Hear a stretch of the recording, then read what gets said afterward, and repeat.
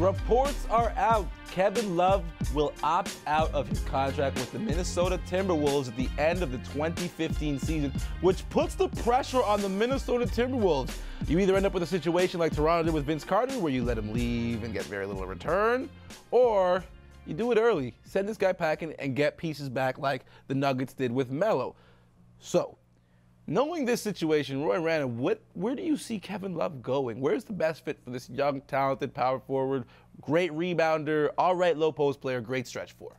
Well, I mean, it was mentioned earlier, I think Cleveland's intriguing with the picks and the young players, but, you know, he wants to go to a big market, so you can see him in L.A., you can see him in New York. Who's turning down L.A. for Cleveland? Just not sure if they have the pieces to make that deal, that's all. Okay. Well, yeah, you're exactly right. I mean, he wants to go to L.A. Right. He's from there. He went to UCLA, and either the Clippers or Lakers would be great for Kevin Love and would be great for those two teams, but I don't know that they have a lot of chips to send back the other way. And if you're going to send a top-line player, you're going to have a hard time convincing them to go to Minnesota. So you have to go send him somewhere where he wants to go, and they have young players to send back, a la Denver, Carmelo. Golden State's name that's come up recently. With the David Lee prospect. Well, I was just going to say, I just thought about it with the draft picks we were talking about. What about Orlando? Orlando's got a lot of young players and stuff, too, plus those picks, right? The 4 and the 13. But here's the thing, though. Knowing that Kevin Love wants to be in a big market, does that deter teams from even – and especially a lot of teams that are in position to make this deal aren't very competitive. He's sick and tired of the situation in Minnesota. He wants to win. So is that going to deter? There won't be any deterrence. If there's a team that's interested in having him, all they have to do is reach out to an agent and gauge what kind of interest he might have in it. So, but it's probably going to take a little bit of convincing to get him to go somewhere. If he's serious about winning, then Golden State, Houston become real options for him that really aren't talked about a lot. All right, now, staying in Minnesota, word coming out from the Timberwolves offices is one of the leading candidates for that job is a man we are very familiar with here in Toronto, Ontario, Canada. Samuel Mitchell is up for the gig. Are you a fan of Sam Mitchell, the former coach of the year returning to the NBA on the sideline? Since he left here, I think he was an assistant once, and no one else has offered him a job. So why Minnesota wants that? I mean, maybe he has friends in the new head office shakeup that have he played there, too. Yeah, but good on them because they're going to lose Kevin Love and get a coach that's not great, so sorry, Minnesota. Good on you. Sorry, Minnesota. When Sam came into Toronto, it was a similar situation. Yes. He did have some help.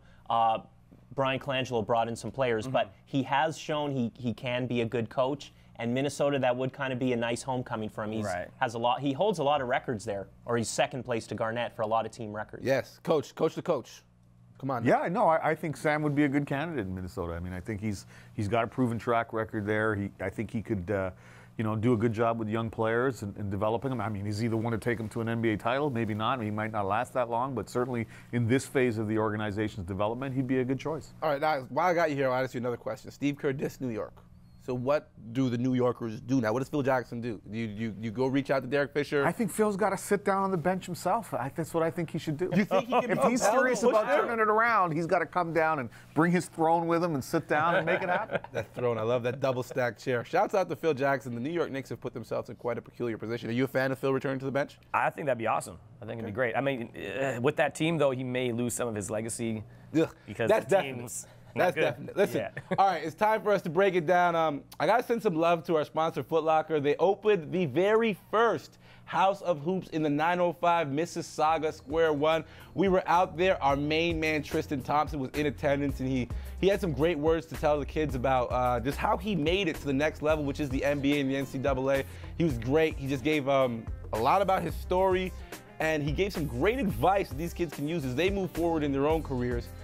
And I got so much love for this kid, honestly. I got to send huge props to him. It's very rare you find a guy that can change his shooting hand and become a better player. Yeah. All right, so that does it for that part of the show, but I usually do the parting shot where I give everybody, my final thoughts, but I'm going to leave that to my man, Tristan Thompson, who takes over the parting shot for us on today's episode of The Hangout.